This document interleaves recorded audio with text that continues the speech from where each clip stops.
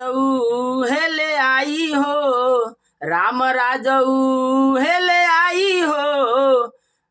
तेजस्वी सारा कार जब आई हो, राम राजऊ हेले आई हो, तेजस्वी सारा कार जब आई हो,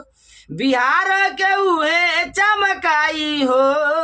बिहार के उहे चमकाई हो, तेजस्वी सरकार जब आई हो, राम राजऊ हेले आई हो, तेजस्वी सरकार जब आई हो, नौकरी रोजगार मिली कैले बाड़े वादा, घर घर पेंशन मिली ये बाइरादा,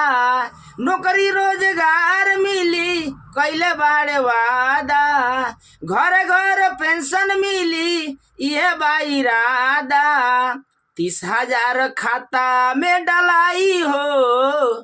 30,000 खाता में डलाई हो, तेजस्वी सरकार जब आई हो, राम राजऊ हेले आई हो, तेजस्वी सरकार जब आई हो, बिहार के उहे चमकाई हो, तेजस्वी सरकार जब आई हो। नमस्कार भैया,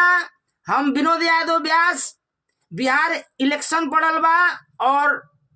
तेजस्वी यादव के समर्थन में तेजस्वी यादव के सरकार बने के चाहिए, तबे बिहार के बदलाव होई, बिहार के विकास होई और नौजवान के विकास होई। नमस्कार।